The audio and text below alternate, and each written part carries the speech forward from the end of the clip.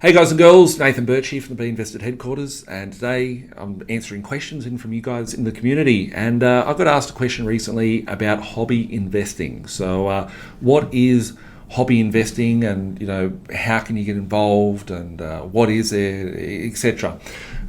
So there's lots of things out there. I think Gary Vee made a lot of these things sort of big on the internet, talking about collector cards and sports memorabilia and stuff like that. There's markets around the world for all different things, and especially in a time like now, values of some of these things are going very crazy. So whether it be collectible cards like sports cards, or cards. When I was a kid, I used to collect lots of cards. Right, I had no toys. I thought toys for children. I'm not a baby. I'm an adult, even from a very young age. Funny story is my mum thinks I'm becoming more of a child as I get older, but that's a separate story. But as a kid, I used to collect cards, so sports cards, or whatever sort of collectible cards that I could, cartoon cards and all that sort of stuff. So that was one of the things. Sports, I've never really been into sports, but I know there's a lot of collectibles out there, whether it be bats or balls or shirts and stuff like that from famous sort of sports people. And there's a market surrounding special niches. So those things are rising in value because people have got excess capital, and they're like, let's go buy a baseball that was thrown by some specific baseball player, and the value of it goes up. Toys, so old toys that are from the 60s, 70s, 80s and 90s and whatnot. Some of those toys have gone up significantly as there's none around. Like, if you got children today and they buy a little toy, and then you throw the toy out and you doing a clean up and go, they're an adult, throw the toy in the bin, and then suddenly the kid's now 40 and they're like, I remember my little toy when I was a kid. They'll pay $500 for that toy because they want to get one, but there's none around because every parent threw their toy out.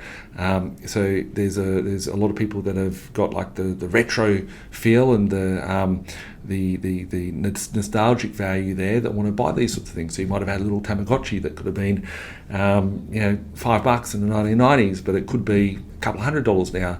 There's different sorts of things that people are investing in that are going up in value.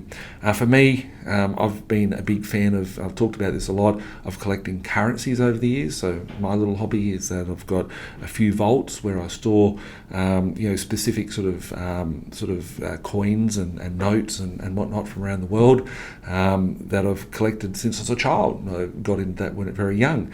It could be anything from bags. When I say bags, I mean like tons of like little copper pennies and stuff like that, and it could be down to little specific sort of numismatic valued coins. Could be an old sovereign or a PCGS rated numismatic sort of coin piece that could go up in value. So there's all different sort of things. That there's people that are collecting vehicles, so old vintage cars and different sorts of motorcycles and stuff like that, which do go up in value. So people have a hobby because it's their car. They love cars. I've got mates that love cars. I'm not a big car guy. I do have a collection of cars, and I have collected cars over the years, mainly for the nostalgic value, because I was seeing cars getting sent at the tip, and especially after 2008. So this is where I saw a long game back in 2008. I actually had a job in cars, in car advertising back in the day, and that was my job before I quit my job in the GFC.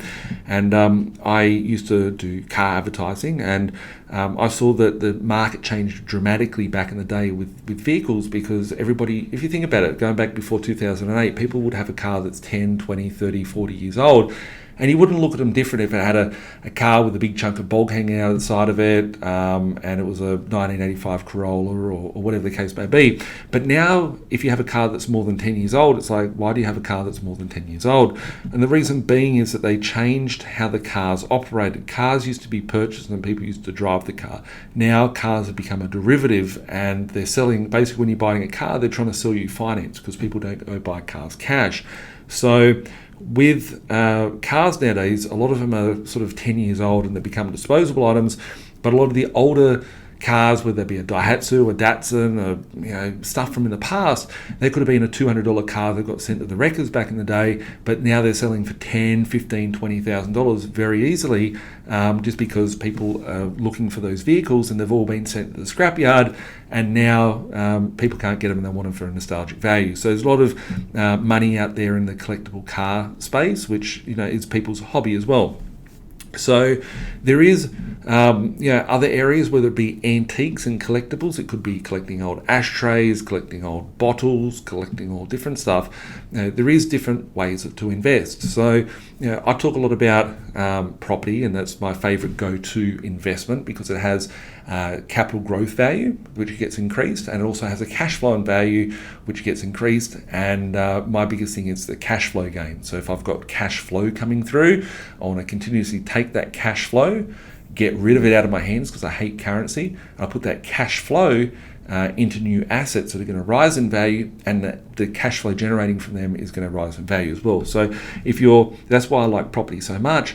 However, I do invest into all different things. That's why my business is called B.Invested, and I didn't call it Birchie's Property Company or one of those wankerish sort of names out there, because property is a vehicle, but I like all different vehicles. And hobby investing is something that could be good, but just remember that when you're buying one of these items, that will it or won't it have future growth, etc. But does it have a cash flow coming through on it?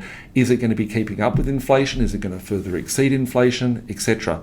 As a final one, just something that I thought about, and this is a really important fact of hobby investing, is I don't like buying things that have already gone up in value. So most people are out there now looking for an expensive card, or they're out there looking for an expensive piece of a toy or whatever it was from their childhood, and they're trying to buy it looking for the up. But if you've got a $5 Tamagotchi that's now worth $500, and I don't know what Tamagotchi sell for, I'm just using that as an example, but let's assume that it's $5 and it's gone up to $500. Buying it at $500 isn't necessarily the best investment in the world. Buying at the $5 would have been the best, or even at $2 when people were throwing them out beforehand. So one of my weird obsession, hobby sort of things that I've done is that I actually went out and bought lots of mobile phones back in the day. So when I was a kid, I used to, have a mobile phone, and no one had a mobile phone back in the 1990s. So I had phones pre-Nokia 5110. I think that's everybody's entry to a mobile phone. It was one of those old Nokias back in the day. It would be a 5110, a 3210, a 3310, etc. But there was phones prior to that, like the Ericssons before they went to Sony Ericsson. There was Ericsson GH318 and 337s, etc. So for me, I about 5 years ago saw that there was an opportunity where people were just throwing these phones out. You'd buy bulk lots of bags and boxes full of them on eBay, where I'd pick up, a Nokia 5110 may have cost about $500 when they were new, and then they went down to like $2, people cleaning out their closets, throwing them all out. And I went out there and purchased a lot of old phones for like $2, $5, $10. Less than $10 were each of these phones, and I stored them away. And I mean like thousands of these phones, put them away in storage and warehousing. And these things are now, $50, $80, $100. So if I bought, say, 1,000 phones at $5, then that means that that's $5,000 invested into these shitty old handsets. But now there's none left in the market, and then the price of these phones are now $100.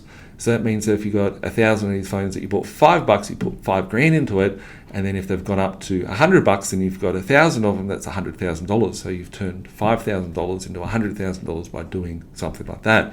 So for me, I like buying things of value that are below rebuild cost. I think about all the electronics and all the value gone into the soldering and the metal cost actually inside of these handsets, and that's what encouraged me to go and buy them, because I'm like, people want to go back for nostalgic value. So not necessarily buying things that have gone up in value, but buying things that are, you can see that they're going to be thrown away very shortly. So is it called hoarding or is it called investing?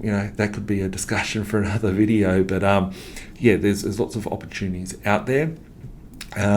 When it comes to hobby investing, should you get into hobby investing? It's personal choice and preference. You can't leverage it. It doesn't bring a cash flow, and it is a very niche sort of market. So do pick your hobbies before you invest into them. Do make sure that you're not betting a house on it. At the end of the day, I look at all these little investments that I do. One, as a diversification, and two, that I can transfer that wealth into some other form of asset which is going to be producing cash flow. So if you need help on a strategy, as always, hit us up 1300 367 925. Email us at admin@binvested.com.au. Thanks a lot for watching. Have a great day. Bye for now.